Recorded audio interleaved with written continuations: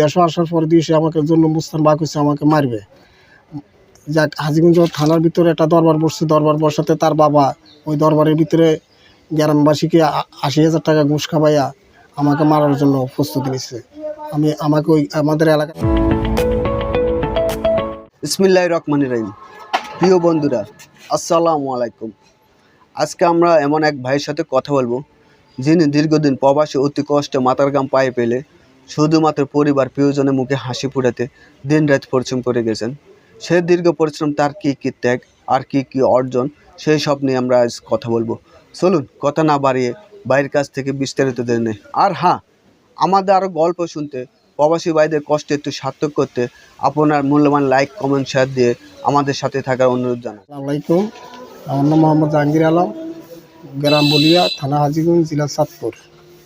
আমি প্রবাসী ওমানে গেছি। আমার বাতিজা নিয়েছিল, বাতিজা নিয়ে আমার পাসপোর্ট লইয়া বাতিজা পলাই গেছে। আমার ভিসা নাই, আকামা নাই, না থাকাতে আমি বাতিজারে 5 মাস পর টোকায় বার কইরা গ্রামাজ দিয়া জরিমানা দিয়া তারপর আমি বাংলাদেশ হয়েছি। আমার সাথে আরও 2জন গেছে, তারা 3 মাস থেকে ওইখান থেকে চলে আসছে।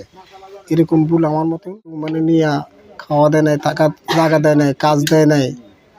আমি এক ওমানির সাথে বাঙালির সাথে 17 দিন কাজ করছি। কাজ করার পর ওই 17 দিনের বেতন আমার দেয় নাই। বাঙালির থেকে যখন 17 দিনের বেতন আমি চাইছি, চাওয়ার পরে সে আমার বলছে যে ডাইরেক্ট তোরে পুলিশে ধরা দিন, তোর কাগজপত্র নাই।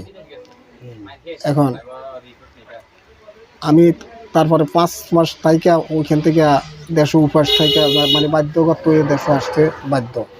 তার কারণ আমার এলাকার এক বোনের জামাই ছিল, উনি আমাকে দৈনিক 1 বেলা করে ভাত খাওয়াইছে 1 মাস।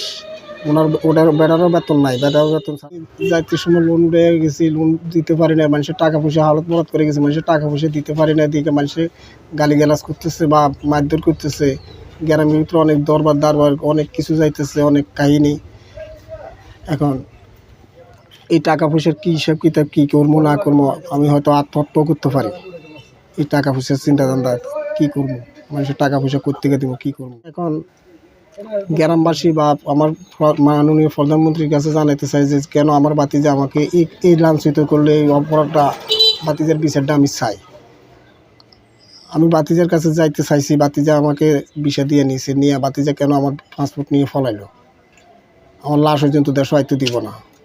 এটা হলো আমার বাতিজার মুখের কথা নেই, থাকার জায়গা দেয় নাই। আমার অন্য লোকে আশ্রয় দিচ্ছে, অন্য লোকে খানা খাওয়াইছে, কিন্তু আমার বাতিজা আমার পাসপোর্টটা নিয়ে পর্যন্ত ফলাইছে। বাতিজা আমার ওইখানে মারতে পর্যন্ত বাক হয়েছে লোক। তারপরে যখন দেশে আসছি, দেশে আসার পর দিয়ে সে আমাকে জন্য মুস্তান বাক হয়েছে, আমাকে মারবে। যাক, হাজীগঞ্জ থানার ভিতরে একটা দরবার বসছে, দরবার বসাতে তার বাবা ওই দরবারের ভিতরে গ্রামবাসীকে ৮০,০০০ টাকা ঘুষ খাওয়াইয়া আমাকে মারার জন্য প্রস্তুতি নিচ্ছে। আমাকে ওই আমাদের এলাকার মেম্বার আমাকে এখান থেকে বাঁচাই দিচ্ছে। যাক, এখন আমি এই বিচারটা মাননীয় প্রধানমন্ত্রী মাসের ভিতরে আমার পরিবারের বাড়ির ভিতরে আমার ছেলের পেলে আমার পরিবার খুব অসুস্থ ছিল, খুব অশান্তি ছিল, খাওয়া দাওয়া খাইতে পারে না, উপাস ছিল।